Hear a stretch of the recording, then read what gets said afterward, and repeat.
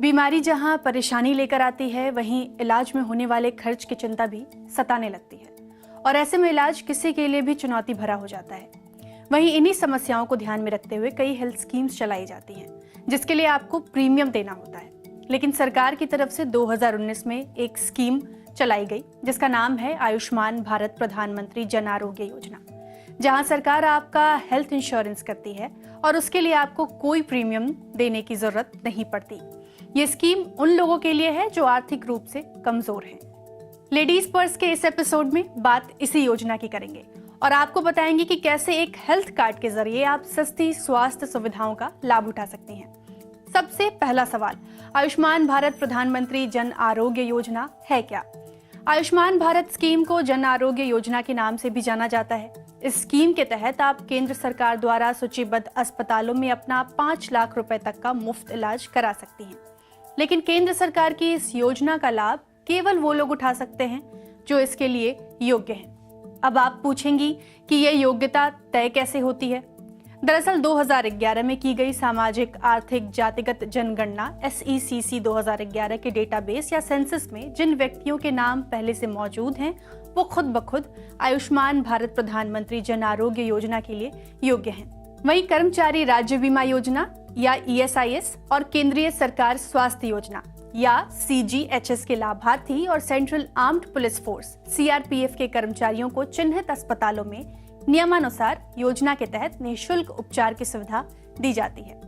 कुछ राज्यों ने अपनी सुविधा के अनुसार दूसरे अन्य गरीब वंचित वर्ग के लोगों को भी इस स्कीम से जोड़ने का काम किया है।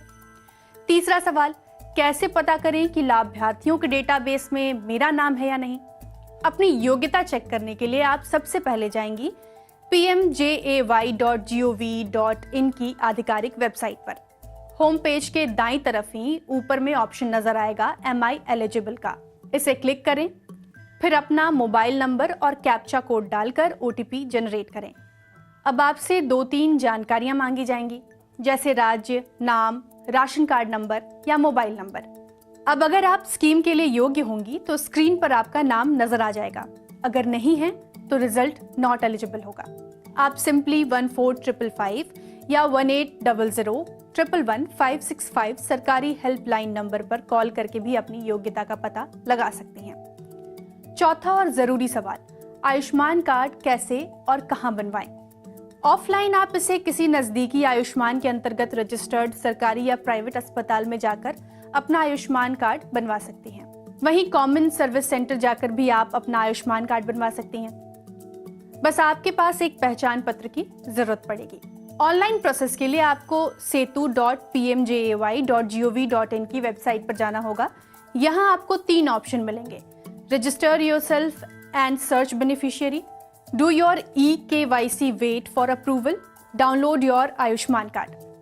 पहले ऑप्शन पर आपको मोबाइल नंबर और आधार के जरिए रजिस्टर करना होगा।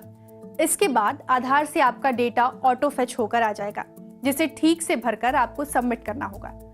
रजिस्टर करने के बाद आपको दूसरे ऑप्शन eKYC पर जाना होगा। यहाँ मोबाइल नंबर के जरिए लॉगिन करके आपको KYC करनी होगी। डेटा सबमिट करने के बाद सरकार अगले 10-15 दिनों में डेटा वेरीफाई करेगी। डेटा वेरीफाई होने के बाद आप यहीं से आयुष्मान कार्ड डाउनलोड कर सकती हैं। अब सवाल ये कि योजना के लाभ क्या क्या हैं?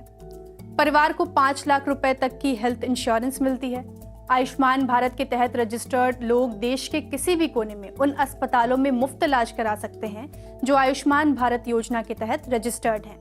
अभी कुल 28,215 हॉस्पिटल रजिस्टर्ड हैं, जिनमें से 15,374 सरकारी और 12,841 प्राइवेट अस्पताल हैं। इस योजना के तहत प्री हॉस्पिटलाइजेशन और पोस्ट हॉस्पिटलाइजेशन कवर होता है। मान लीजिए आप किसी बीमारी से अस्पताल में एडमिट हुई, ठीक होकर निकलने के 15 दिन बाद तक के मेडिकल खर्च इस योजना में कवर होते हैं। अब सवाल ये कि गोल्डन कार्ड क्या है? आयुष्मान गोल्डन कार्ड एक कार्ड है जो आपको setu.pmjay.gov.in की वेबसाइट से डाउनलोड करना होगा। बेसिकली ये आयुष्मान कार्ड ही है। इस कार्ड को दिखाकर आप आयुष्मान योजना के तहत कैशलेस इलाज करा सकती हैं। तो आज की ये जानकारी आपको कैसी लगी हमें जरूर बताएं। वीडियो पसंद आए तो अपने दोस्तों, अपने परिवार वालों के बीच इसे साझा करें। साथ ही अपनी राय देना बिल्कुल ना भूलें। आप हमें बताएं कि आगे आप कौन से विषयों पर और जानकारी हमसे चाहती हैं। इसके साथ ही bbchindi.com पर विजिट करती रहें। शुक्रिया।